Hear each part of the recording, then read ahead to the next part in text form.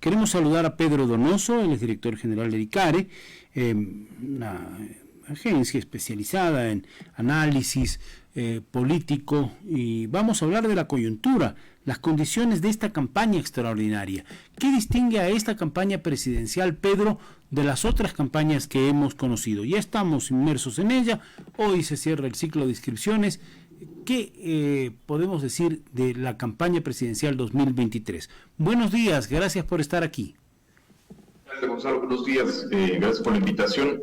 Creo que hay dos factores que me parece que son fundamentales, ¿no es cierto?, para analizar las características específicas de la campaña, además de lo evidente, ¿no es cierto?, además del corto tiempo. Lo primero es la cancha en la que se va a jugar. Esto me parece que es fundamental, porque no es una cancha normal, digamos, ¿no? Es decir, en el Ecuador están pasando muchísimas cosas que creo que van a incidir finalmente directa o indirectamente en la campaña. Por ejemplo, la guerra abierta a interfunciones, ¿no? Eso creo que necesariamente va a pasar factura. Por ejemplo, las dos papeletas extras, ¿no es cierto?, que vamos a recibir los ciudadanos, una en Quito, digamos, y el resto, y tres en el resto del Ecuador, que tienen que ver, por ejemplo, con el tema del Yasuní. Entonces, la cancha me parece que es fundamental, ¿no es cierto? Además del rompimiento del tejido social, el altísimo pesimismo, la poca credibilidad en el Estado, digamos, esa cancha que tiene que ver más con los intangibles. Y, de una u otra manera, las otras características que nos pueden finalmente dar como alguna evidencia de cómo será, digamos, esta campaña, son principalmente, que me parece que es fundamental, a qué movimientos se les va a hacer más fácil enfrentar este proceso eleccionario, ¿no? Yo creo que hay que regresar ahí a ver al 5 de febrero. Es decir, en un corto tiempo, ¿no es cierto?, es evidente que los movimientos que están mucho más estructurados, que tuvieron victorias importantes el 5 de febrero, creo que se les va a hacer más fácil poder enfrentar esta campaña que es absolutamente vertiginosa. Ya, sobre eso en un momento tengo algunos apuntes para que Pedro los comente, pero primero, esa cancha inusual por el corto tiempo, con este tema de una función legislativa en su casa, o con elementos como la encuesta sobre el Yasuní, ¿pueden incidir en el resultado? El Yasuní puede ser, digamos, algún elemento que tire del carro del discurso de los políticos, o por lo menos de algunos de ellos, tanto que influye en el resultado electoral. Eso hay que medirlo, es difícil como predecir, ¿no es cierto? Claro. De una u otra manera, para mí, la característica fundamental de esta campaña iba a ser, o podría ser, va a ser una campaña monotemática, ¿no? ¿Qué quiere decir con esto? Que todos los candidatos van a hablar de inseguridad. Todos los candidatos van a hablar de seguridad, porque seguramente sus cuartos de guerra reciben cuantitativos, ¿no es cierto? Regresan a ver, por ejemplo, el de perfiles de opinión del 3 y 4 de junio, ¿no es cierto?, que nos dice 7 de cada 10 ecuatorianos reconocen a la inseguridad como el principal problema, pero el jugar finalmente también... Pedro, eso lo dicen todas las encuestas desde hace un buen rato ya, es cierto, y está ahí. O sea, lo reciben los cuartos de guerra, pero aparece no solamente en lo de perfiles de opinión, sino en varias de las encuestas. Hemos entrevistado a algunos encuestadores o personas que hacen investigación en el último mes. Entonces, hasta ahí. Ahora, eso quiere decir que todos los candidatos tienen que tocar el tema, pero ¿quién hace la diferencia, pues? Eso es supremamente interesante. Primero, no solo quién hace la diferencia, sino cómo yo voy a tratar el tema de la inseguridad en los distintos territorios. Claro. Es que finalmente, y ahí hay un grave problema, es muy fácil heterogeneizar al Ecuador, ¿no? Es decir, es muy fácil meter todo en un mismo saco y hablar el mismo mensaje en todo lado, y no es así. Sí, no, como si fuera homogéneo, y no es. Exacto. El tema de la inseguridad en la Sierra Centro, si bien es una preocupación, no es de tal magnitud como en la costa, por ejemplo. Sí, y ahí debe haber un tipo de... Y dentro de la costa no es lo mismo Esmeraldas que el oro, pues. Exactamente. Claro. Pero ese tipo, digamos, de factores diferenciadores deben verse. Ahora, es también supremamente interesante, ¿no es cierto?, plantear va a tener que esta campaña romper esta forma monotemática, porque les va a tocar hablar obligatoriamente del tema ambientalismo, ¿cierto? ¿Por qué? Porque va a ser una pregunta inevitable para los candidatos, sí o no el Yasuní, sí o no la minería en Quito, ¿no? Es decir, la fuerza de las circunstancias les va a obligar a hablar también de ese tema, y ese tema es interesante, no sé si afecte específicamente en el resultado, pero va a presentar un clivaje que ha estado presente, digamos, por lo menos en el Ecuador contemporáneo, ¿no es cierto? Y está en uno de los temas de la sociedad contemporánea, no sé, yo presumo más que de la sociedad en general, de los jóvenes, por ejemplo, o de jóvenes de sectores medios bien informados, pero no sé si de todo el conglomerado nacional.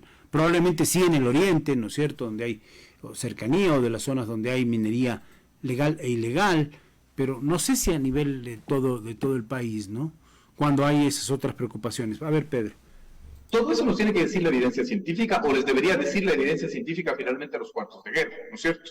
Pero claro, lo interesante es que aquí se plantea otra vez estos clivajes, estas fracturas sociales que han estado siempre y que quizás en los últimos años no se ha querido ver, ¿no es cierto? Todo se mete para mí en la trituradora del clivaje mentiroso de correísmo-anticorreísmo, que es un clivaje sí, pero finalmente no es el único y no es el más profundo. Pero, por ejemplo, ese clivaje extractivismo-ambientalismo yo creo que va a jugar, digamos, un juego supremamente interesante, porque ahora ya hay una papeleta sobre la mesa. Entonces, ya los candidatos no pueden fingir a ser ambientalistas porque ya les toca tomar una postura, ¿no? Bueno, pero para algún candidato puede ser una buena idea que esté esa papeleta del Yasuní ahí, y apropiarse un poco del discurso, por eso digo, poner lo de Yasunidos como el tirón del carro de una campaña, por lo menos podría ser, digo yo, estoy también imaginando.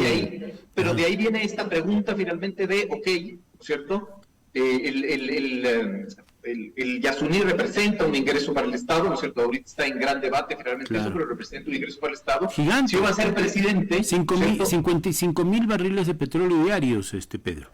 Totalmente de acuerdo. Y si yo ya voy a ser candidato y aspiro a llegar a la presidencia, ya el discurso del ambientalismo no es un discurso, digamos, no es solo una narrativa, sino es una realidad. Entonces, entendiendo eso, ¿no es cierto? Ya no solo... digo yo, voy por el ambientalismo, sino eso ya va a afectar el cómo yo voy a administrar los recursos del Estado, ¿no? Y además, las cifras de cómo está el país ahora, ¿no es cierto? Y parte el primer día de gobierno, si gana la papeleta, el sí a mantener bajo tierra los recursos hidrocarburíferos en el Yasuní, parto con 55.000 barriles de petróleo menos en el presupuesto. Eso sería es un problema, ¿no? Lo ideal, lo aspiracional y lo pragmático.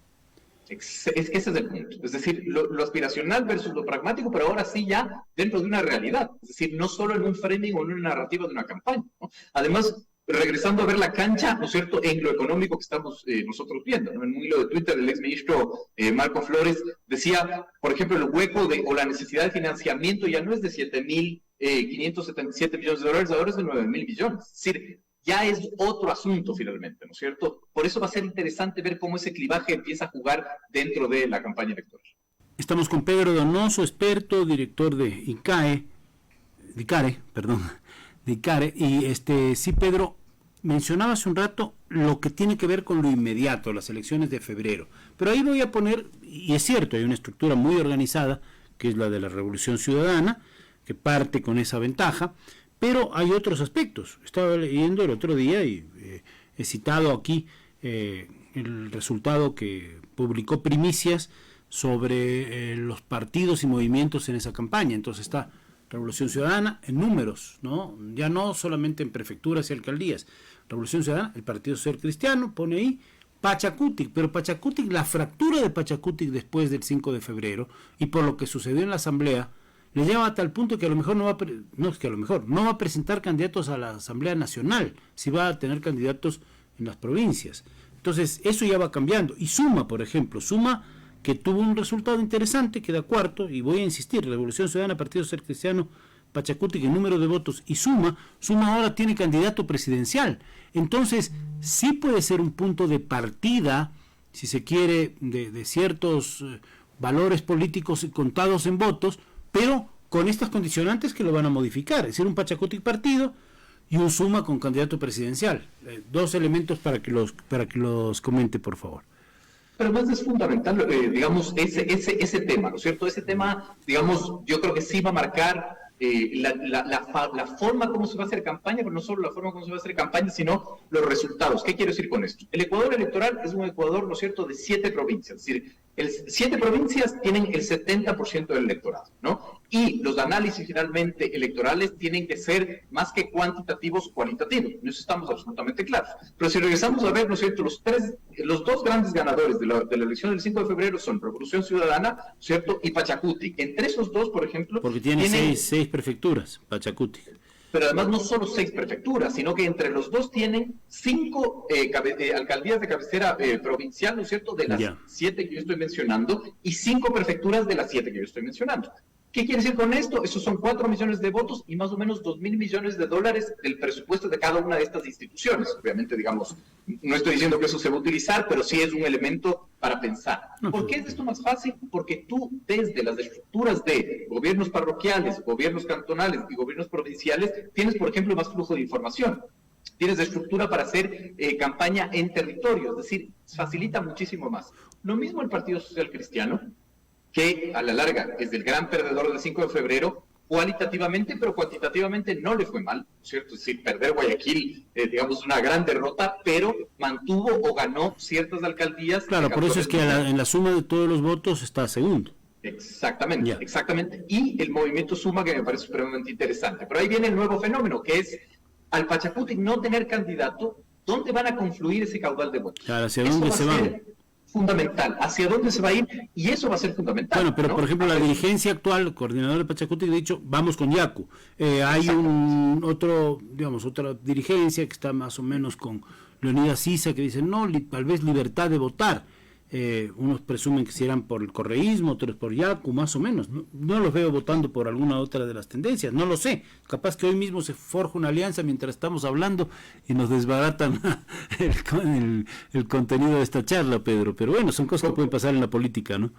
Como siempre, digamos, en el Ecuador. Pero, por ejemplo, ahí puede venir un resultado y un elemento también para subrayar que el nulo puede también tener un voto elevado en estas elecciones, como fue en la segunda vuelta del 2021, ¿no? El nulo fue, digamos, absolutamente clave para que Guillermo Lasso gane, ¿no? Entonces, me parece que ese también puede ser una característica de los resultados de este proceso eleccionario. ¿Parten o no con ventaja en la línea de partida, que es prácticamente mañana?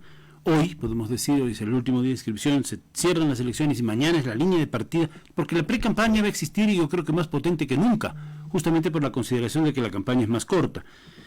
Parten con ventaja los más conocidos, podemos decir Otto, podemos decir Yacu, podemos decir Hervas, Villavicencio,